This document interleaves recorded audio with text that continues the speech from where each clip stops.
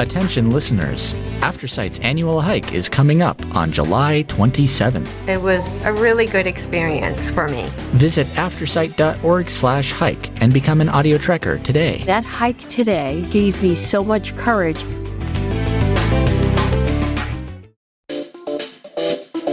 Hey, you're listening to Blindsight.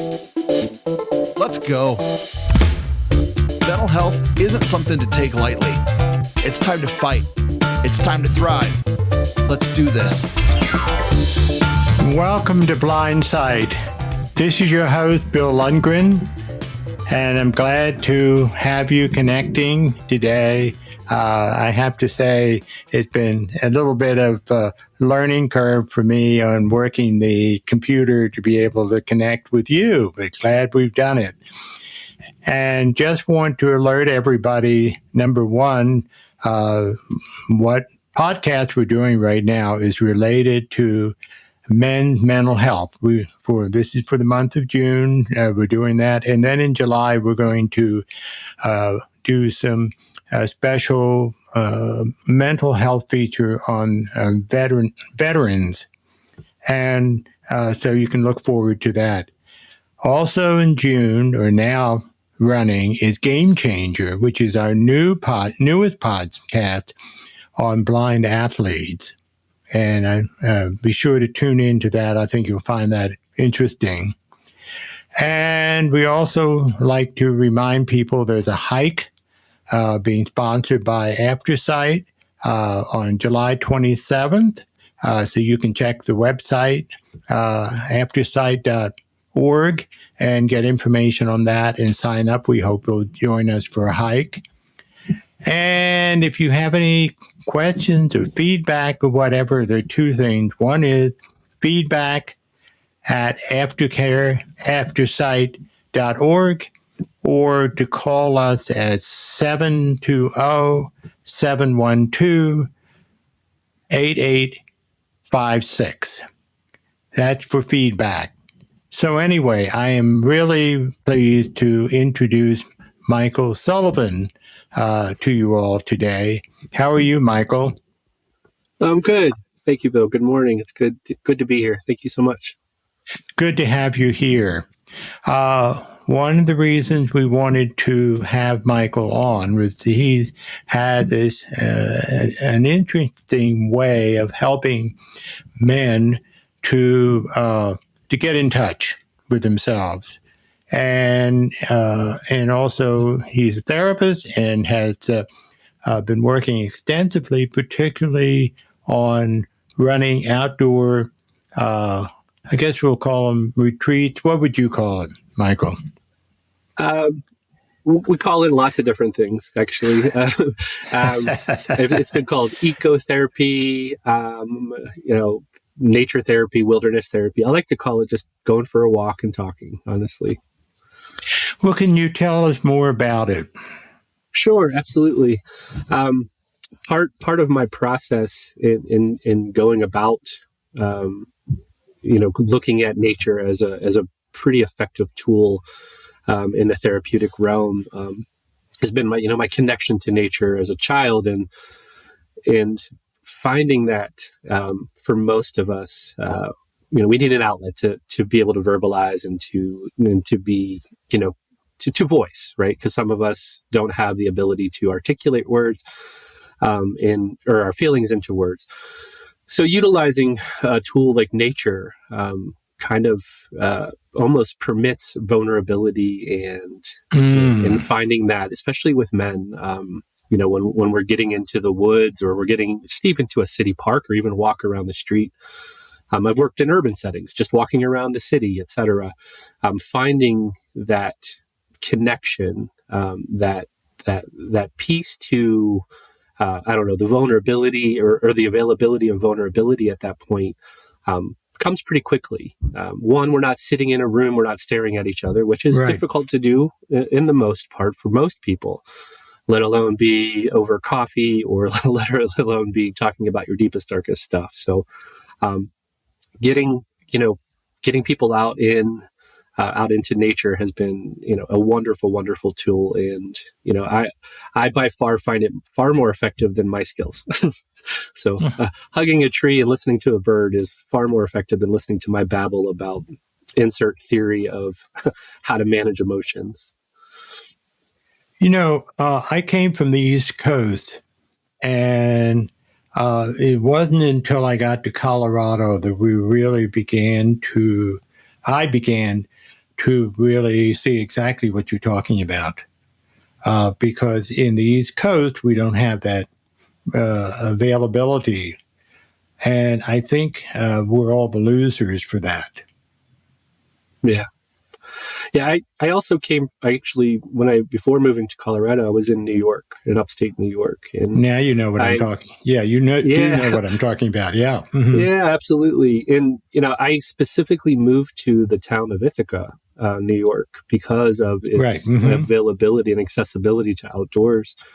And people were and I far used to more go open to a camping out in the area below Binghamton. It's still in Pennsylvania, but in there. That was the one time I got out, and I know what you mean. I've taken some group of men to that experience, but not quite with the way that you're framing it. Can you tell me a little bit more about what you see happens in terms of the vulnerability when you take a group of men out into the wilderness? Sure. Whether it be individual or, as a group, I tend to see the opposite of what an expectation would be, right? Where, have these really vulnerable, peakish, quiet men, or man, and to see them thrive in that experience, right? Whereas like the stronger, atypical male, right? Like the strong guy, outdoor wilderness guy or whatever, becomes even more, or becomes a little bit more timid, because of the comfort levels, getting out of the comfort levels, right? I'm in a comfortable spot, so it's really hard for me to be vulnerable, right? Mm-hmm. Whereas the other guy might be, this is really uncomfortable, so I'm going to be able to express myself in that way. And that's one of the most unique things that I find, in regards to having someone open up and to be, in that spot of vulnerability. And I think especially in group settings, right, it's interesting to see the dynamics change in any group, whether it be, in a normal setting. Again, I always use the sitting around talking with friends at a coffee shop. There's the loud talker, there's the theorist, there's the, et cetera, et cetera. There's all the roles, right? And then that happens also in therapeutic groups. There's one person who tries to take the lead, and there's one person who's like super quiet, super withdrawn. And, I find that, when you're sitting next to a stream, or you see a deer, or you smell a skunk, or you avoid poison ivy, all of that stuff just kind of goes out the window, right? And then men tend to be a little bit more connected to each other and allow each other to be not into those typical roles, and kind of allow themselves to be more expressive, right? And helpful. The guard is down, right? I don't have to be hard guy out here. I can be soft and gentle and vulnerable and honest. Because poison ivy affects us both the same, right? The beauty of a stream affects us the same. The seeing and smelling a skunk affects us the same. So, those roles kind of fly out the window pretty quickly. So that allows them to talk more freely with one another. For sure. Yeah. Yeah. The idea too is, again, the connection of, if I can get a group of men together, they're already coming together for a common goal, right? Is to be, somehow manage some sort of emotion or some sort of barrier that they're experiencing. And then once we get them into the woods, or wherever, right, into nature, that is another common goal, right? So we're already working with two things in common, right? And so again, the roles kind of fly out the window. As the group gets more comfortable with each other, the roles kind of creep their way back. But again, we're kind of looking at it from the sense of, we're walking together, we're doing this together. I don't have to portray myself in this way in this setting. I don't have to act a certain way. I don't have to react a certain way. I can, maybe dig into something that I'm trying to, or dig into somewhere I'm trying to get to be able to be vulnerable or, open and honest. That's interesting because in some, as I said, several times I've taken groups of men, not specifically in that way that you're talking, but being out there in nature, the defenses do come down. And I guess one of our jobs as therapists is to get people, get men to be willing to get used to the idea of having their defenses down and being vulnerable. Yeah. I find that to be, the most interesting outcome, right? When I'm working with men, right? To have these stereotypical expectations of like what this person's going to look like, or how this person's going to act, or what they're going to say, or what they're going to do. And then to see a grown 6'3", 200-pound strong man with tattoos and earrings scream when he sees a frog jump, or like in the way, and again, it's not like, well, look at you, guy. It's more like, wow, like, yeah, we all do the same. In the 5'10" smaller guy, you know what I mean, whatever, is doing the same thing, right? And we all laugh at each other, right? And that vulnerability is interesting to see, right? Because now we're even more connected. Now we have another thing in common, right? Now we're really working with ways to connect to each other, right? And so if I want to talk about the emotions that associated with the insecurities of my job, or being a man, identifying who I am, my gender, my relationship, whatever that might be, it comes a little bit easier when I know that I don't have to worry about how you're judging me, right? Because I think men judge each other far more than we give each other, or far more than we talk about. Right. Mm-hmm. Absolutely. And it's not just the testosterone, I'm bigger than you guy. It's a lot of things. Well, there's a hierarchical thing with men, I think, far more than with women. But I think there's some with women. But with men, we've got to be one up. When you're with men, how do you experience that? When you're with a group of men, do you see that hierarchical? Do you see the atypical roles playing out a lot? That it's almost an automatic thing. And so we have to, I think certainly for me personally, being blind, I have to kind of put my defenses up. Sure. And which is natural. And the thing is, okay, am I in a safe environment? Whatever it is, am I in a safe environment?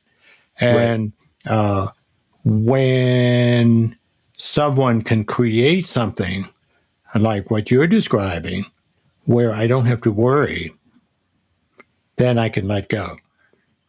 But it's that assurance. And for a great many men, when they're taking care of their families or whatever, they feel the responsibility, and the idea of being vulnerable, even letting their family know that they feel vulnerable, is pretty scary, because then they're afraid that the family is going to become afraid like they are.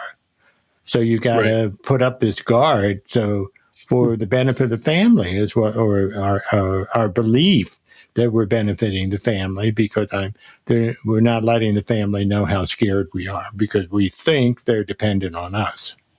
That's an interesting point, Bill, because I think, an interesting observation, because I think when I'm working with men, one of our topics of conversation typically revolves around perception, right? Right. Like my partner knows that I cry at Hallmark movies, right? My partner knows that I'm vulnerable at times, right? So their perception of me isn't like he's this strong guy all of the time, right? But even when I'm vulnerable and when I'm honest and when I'm all of those things, I still have this persona, or I still have this perception that I need to be tough about it. Right. And I need to be stoic. Right? Right. And even though they know that I'm not like that all the time, the perception is kind of twofold, right? I'm trying to portray this, and then I want my family to also observe that portrayal, right? And I want them to acknowledge it and validate it. And it's like a lie, right? We're both kind of lying in a sense. And so when we were able to be in that vulnerable spot, right, to say like, no, I'm not always super strong. I'm not always this rock. I'm crumbling sometimes inside, right? I'm shivering, I'm shaking, however you want to word it, right? And if I'm allowed to be that, if I'm allowed to be, to use your word, in that safe space, it changes the whole dynamic of how I process emotions. Right. Right. And then my family sees that, and I'm hopefully modeling this for my son, right? That he can see that I get frustrated, I get mad, I get upset, I get angry, I get, whatever, just as much as I get happy and I get silly and I get ridiculous and all of the other things that kind of coincide with the yin yang balance of life. And, it's interesting, that safe space, that is such a strong, that just really hit me hard when you said that, like having that safe space. And when we're outdoors, which is typically not a safe space, especially here in Colorado, where there's mountain lions and bears and snakes and they typically, all of those things, right? Yeah. And then when you're blind on top of it, then you begin to see the snakes and the cougars and so forth, even if they're not there. Because I heard it. Did you hear that? I heard that. Right. Yeah, exactly. And so that's where it becomes a little, I think, for people, males with any kind of physical disability, that they feel that vulnerability, and the conflict is, I'm a male, I'm not supposed to feel vulnerable, or I'm not supposed to show vulnerability because people, then, something is going to happen to me that I don't, that I can't control. But those without disability is the same thing, where, we're taught not to display anything. And I know, if I can real quickly explain, when my father died very suddenly, my mother did not, I was the quote, man of the house. I was the only male in the family then. And she was very upset, obviously, at losing her husband, but she would never cry in front of us. If she cried, she went to a friend's house and cried there because she didn't want to upset us. Now, what kind of message does it give me as a male about being vulnerable? And I think this is the way a lot of boys are taught. We're engaged in the perception mostly, right? Like the falsehoods that that we believe. I don't know if false words. I don't know if that's the right word, but the things that we're taught to believe and the things that we're trying to believe, when they go against what we're really feeling, right? I mean, there's where the anxiety and the frustrations come into play for a lot of men, right? And why men are harming themselves at alarming rates, and it's increasing and increasing. And I don't have the numbers in front of me to know exactly what that is, but I can tell you that my work in substance use disorders world, right? Like the number of men to women is astronomically, absolutely offset. I mean, we're talking small single-digit percentage to larger percentages, right? And so we know that we know that if we allow ourselves to be in that vulnerable spot, it's opening up to a lot of things, right? And if we're not getting the right care, the right support, the right messages, all of those things to kind of support that vulnerability, we're in a dangerous situation. We're in a dangerous spot to lead to, unhealthy behaviors, whatever that might look like. But most of it's suppression. So what you're saying is that taking a group of men with each other into nature, where just by the virtue of being out there in nature, allows men to feel a little more vulnerable. Is that what I'm hearing you say? Yeah, I mean, I see it pretty blatantly. And if a man, in that group does not feel that they're able to get to that point, obviously the other group members try to kind of get them into that comfortable, again, to use your word, Bill, that safe zone, right? That safe space, right? To be like, hey, it's okay. Mm-hmm. And it doesn't always work out. Some men don't come back and they don't engage. And maybe they're just not ready, or maybe that's not the vehicle that they're going to need to use to get to where they want to be. Mm-hmm. And that's okay, right? And that's all, I think, a very healthy part of the process too. Right, like, yeah, this absolutely. So in other words, anyone who signs up for the group, it really is, dependent on where they are. If they don't find that it's working for them, then they have to wait a while to see what works for them. But it's the issue of if you're willing to allow yourself to be vulnerable, then that nature, being out in nature and enjoying the experience, shared experience, and men don't have that many shared experiences. There are too many men who operate in isolation rather than doing things with other buddies. Yes. Yeah, once we get into that atypical, like stereotypical, going to the bar with the guys, right? And in my age, guys don't even do that anymore, right? Yep. And, let alone going for a hike, let alone going and talking, right?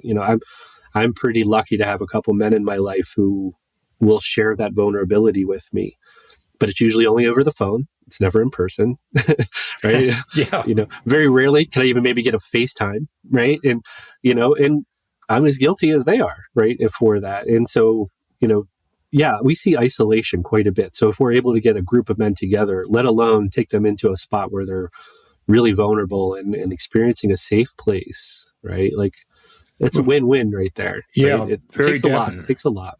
Yeah. I was able to find out that some members of a group that a colleague and I had up in the Pocono Mountains for a weekend, 20 years later, they're still friends. Oh, wow. Nice. And that really means a lot to me, because because so often we just, men have this fear of getting close to other men. Yes.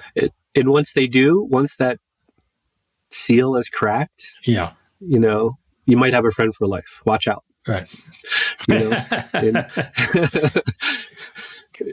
maybe there's some fear associated with that, right? A lot of men are afraid to connect. Yes. We glom onto our partners, and as we grow older, I see this all over the time. Men become, like you said, far more isolated, where women become far more social. Yeah. Oh, right? okay. And so as my partner's out being social, I'm sitting at home, right? And we're disconnecting. I'm feeling even more disconnected. Interesting. Okay. That new information for me. I had not thought about that. Okay. So in other words, as we get older, what do you think that's all about? Yeah. I honestly think let's be honest. It's primal, right? As I get older, I get weaker, I get frail, I get, not as strong. And so, like, if I go to a bar and there's a bunch of young studs, right, exactly. I might feel even more vulnerable, like afraid, if you will. Right? A little shame, because we can't compete with the younger guys anymore. Yeah, right. And again, like, the outdoor stuff that I'm doing is pretty low key, low maintenance, if you will, right? So we're not climbing a 14er. We're not going out on overnights. We're not doing those types of things. But that's the macho thing we're supposed to do, right? Exactly. And honestly, not going to go for some wimpy hike, are we? If we're not climbing 6,000 feet, I'm not going. I'm from Colorado, bro. Come on. I do know a therapist in Denver who. He works specifically with men as well, and that's what his group does, right? He sees a different therapeutic benefit to taking men I guess it's primarily men out into the woods for like 2 or 3 days in overnight camping. Yeah. Real hardcore right? stuff. Yeah. Mm-hmm. Yeah. Like, the outward bound type mentality, right? Mm-hmm. Which kind of like strip you out of your comfort zone and really put you into some uncomfortable situations and see the benefit of that. And man, the outcomes of those groups, that's, if you can get the buy-in from the participants, life-changing stuff for sure. There's no doubt, So it all serves its purpose, I guess. Yeah. But in other words, what we're talking about is using all mechanisms that we can, in addition to just sitting in a chair and talking to one another, or pouring out our hearts to the therapist, and then at the end of the hour say bye. Right. And thanks. How long do these walks go?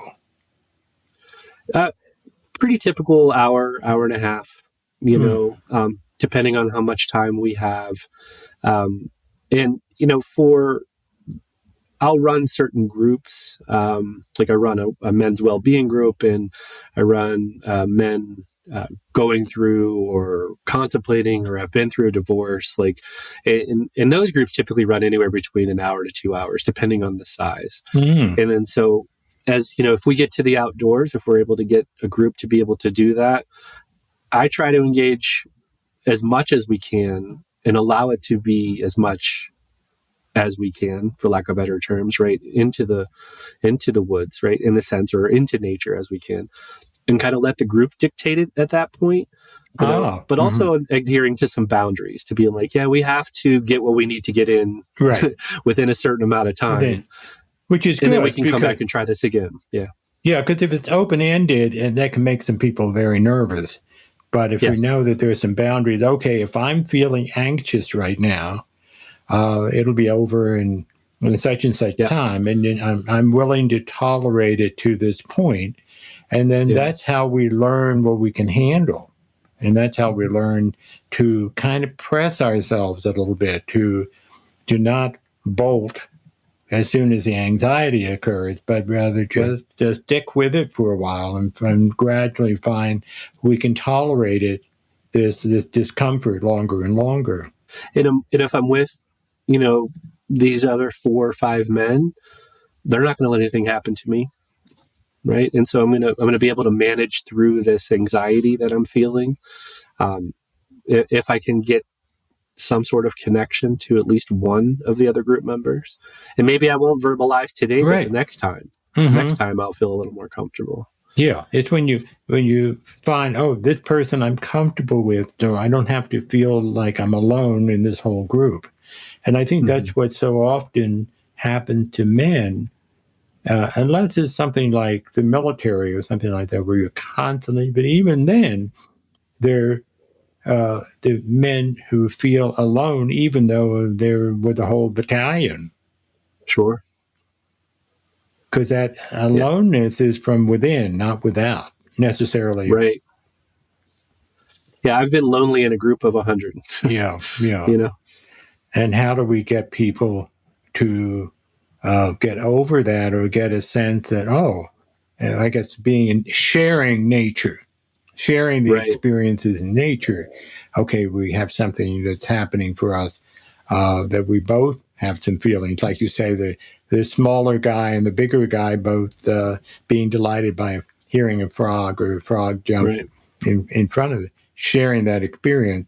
That's part of what it takes to bond. Right. Yeah, there's a whole industry, dedicated to getting people comfortable with each other, right? There's however many hundreds of thousands of books, podcasts, movies, right? My undergraduate degree was in experiential education, right? I was taught at a very high level how to get people to connect. Right? Oh, okay. How to do high ropes, low ropes, like those types of things back in the 90s, right? That was really a hot topic, hot for us outdoorsy people, the people who wanted to be outdoors but didn't want to, or didn't want the 9-to-5 typical stuff, or whatever, however you want to look at that. There was a whole field dedicated to that, and there still is. It's just changing the way that it's changing, right? Because of the landscape of humans, et cetera, we're all changing. And so those types of programming, that type of programming is changing. And it's becoming more of the coaching / counseling / et cetera. That's kind of also becoming a very hot topic, if you will, out there. But it's all about how to connect, right?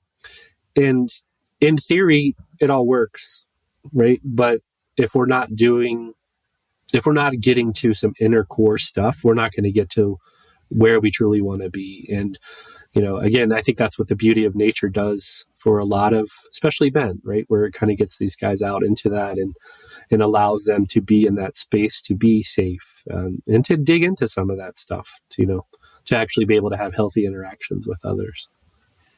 There's an interesting book called with the Nature Fix.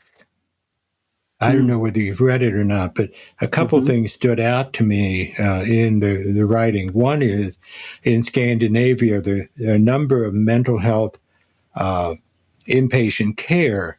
Part of the program is taking precisely what you're saying, taking the patients out into nature as part of their healing from whatever mental illness that they're having. And also a survey, a study in housing projects, which you would know about having lived in New York.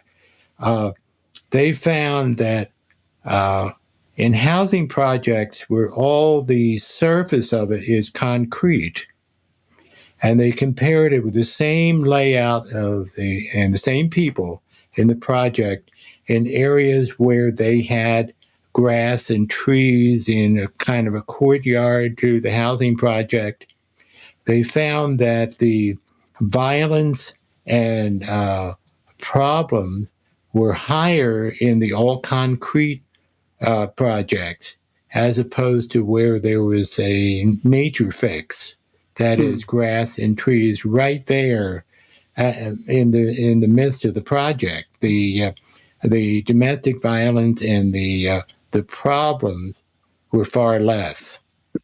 And I thought that was pretty impressive. Yeah. I mean, we know what we know, right? And when we don't know, what we don't know is how what's going to affect us the way that we, right. And again, I think it talks about the importance of, getting out into an uncomfortable space, right? And whatever that might look like, I don't know. I find it fascinating to see how people interact with nature, honestly. And so I'm the guy who sits and watches people hike past a trail, because I just like to see like how people are just observing, right? The person with the headphones on, and I'm like, oh, you're missing out. But I'm like, but maybe they're not. Maybe that's how they're connecting to nature, right? Yeah. Maybe they're listening to this wonderful podcast and that's how they're getting to that. Right, out there in nature, and they're seeing nature and so forth. But I think we've gotten so much involved with the phone and taking it everywhere, or as you say, the earphones, that we're missing sometimes what's out there in terms of nature. And nature trying, in a sense, I wonder if nature isn't trying to connect with us if we let it, and say something to us in terms of our being part of the environment rather than putting barriers up. And if we can feel connected, again, we've used that word a lot today, feeling connected to one another, but feeling connected to nature and knowing that we're not alone. Yeah. That frog we talked about, scaring the large gentleman, right? It's sending us a message. Right? Yes. It's either uncomfortable or wants to play, or it's just going about its business. They know that we're there. Yeah. Right. And so, as you had said, I definitely hear the mountain lions and the bears and the cougars and everything a little bit more. Right. Well, they're letting us know that they're there, Yeah. And I use a guide dog, and he's constantly sending me messages that I sometimes in my academic background and so forth, since it isn't written down, I'm not listening to them. And, Sure. Occasionally I say, oh, is that what you're trying to tell me? And that's what we need to do, is to, those around the animal kingdom, if we can pay attention to them, we have a lot to learn. Sure.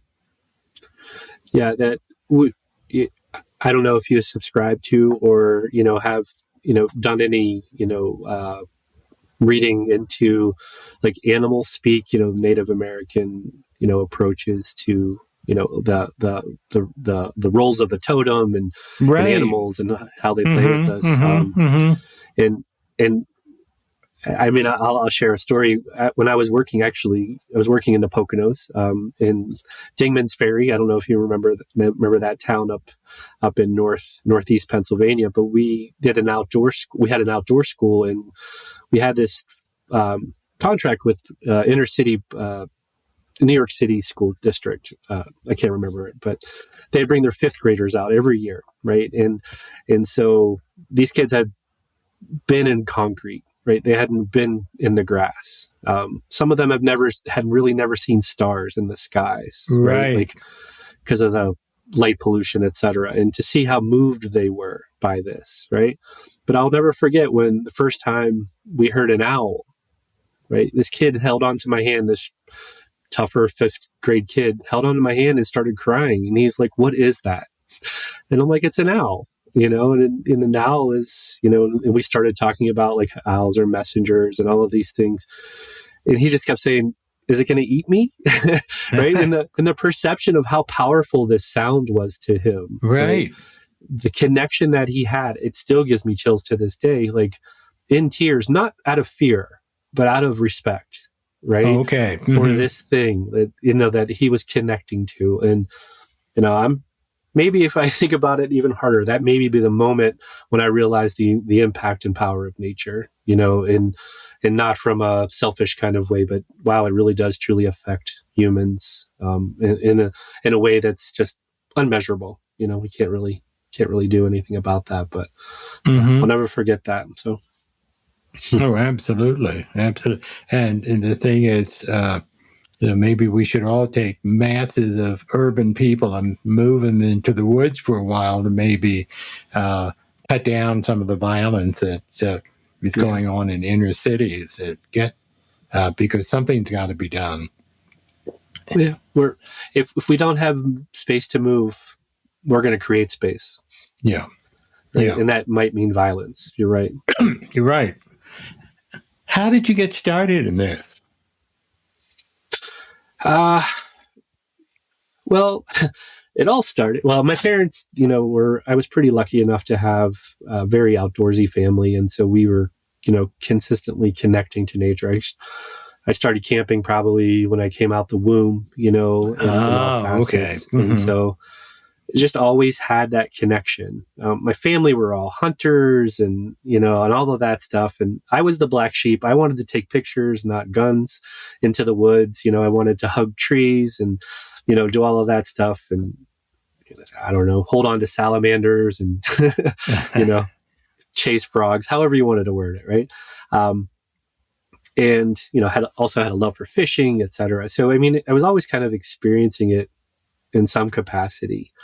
I had a lot of anxiety growing up as a kid, some traumas in my life as a youngster kind of, pushed into my life. And I only found that I was most calm when I was active. I was in sports. I played organized sports, still to this day in some form or fashion, try to be very athletic. But I truly never felt comfortable in, again, to use your word, safe, unless I was outdoors and I was doing some of those things. And so it was just kind of a natural progression, I think, for me, kind of getting into connecting with others. I was volunteering with Special Olympics at age 12 and just kind of transitioned throughout the rest of my life that I knew that I needed to be doing work with people. And I knew if I could, I would like to be doing it outdoors. Yeah. I also needed to pay the bills. So, sometimes that, caused an issue because, the outdoor industry and healthcare industries don't pay very well for the most part. And so, we get creative with that. But I can't imagine doing anything else. Well, congratulations. I think you've really found your niche, and I hope that as a result of this program, people will find you. But if we don't have somebody like you in our area, it sounds like what we really need to do is to encourage people to get their butts outdoors as much as possible, wherever they can find it. As you said, in the park, I know my dog gets me up at 3 a.m, and I live on a park, which is wonderful because there's nobody else at 3 a.m. there, as far as I know. Sure. But, being out there and listening for the birds, I hear the train off in the distance. It really is, exactly what you're saying. It is quieting, and it is calming. And not for him. He wants to go hop all over Sure. The dog wants to sniff everything and drag me wherever. But, for me to be out there and just, it's okay. Nobody's out here. It's calm, and maybe I can make it through the day. And, that really, that helps a lot.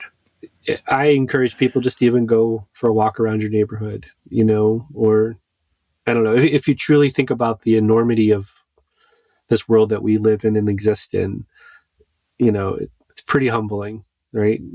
The drop in the sea type of mentality or approach. But honestly, we can be very impactful even for how small we are, and why not take advantage of that, right? If we're able to be connected to things, and I don't know, need to go down to the soapbox of making sure that we take care of nature, but I think it's important to recognize how impactful how impactful we can be in nature, but how impactful nature can be on us, and that mutual respect needs to be there for sure. Tell me, is there something you want to leave our listeners with besides what you just said? Trust yourself, be gentle with yourself. Being kind can be an easy outward act, but doing it internally is probably one of the toughest things that we can do. And if we allow ourselves to be vulnerable, if we allow ourselves to be even being open to being vulnerable, we might have a little bit more grace and respect and trust in ourselves and being kind. And, I don't know if nature is for you. I don't know if that's the route that you need to go. But typically we can't do this alone. And so, if you have the supports, or if you don't have the supports, try to figure out how to get those supports and what that might look like. Because, as far as I know, we're running it as fast as we can, at times, and maybe that's not the way to go. But if that's the way that you feel you need to go, at least try to do it in a respectful, mindful, kind, gentle way for yourself. So, and maybe go hug a tree. It never hurts. Never hurts. Thank you very much for being on the program today. I really, I know I speak for everybody, got a lot out of it, and I wish you the best. Hopefully we can keep in touch. Thank you for what you're doing, and the people that you're helping. I appreciate it, Bill. Thank you so much for having me. It's been a pleasure. Great. We've been talking to Michael Sullivan, who is a therapist who does a lot of work on the outdoors, which and has had some very profound things to say. This has been Blindside. Your host, Bill Lundgren. Again, reminder: any feedback that you may have for us, you can use the email feedback@aftersight.org, or by telephone. It's 720-712-8856. And remember that Game Changer has started, and we look forward to you listening to future episodes of Blindside. Thank you.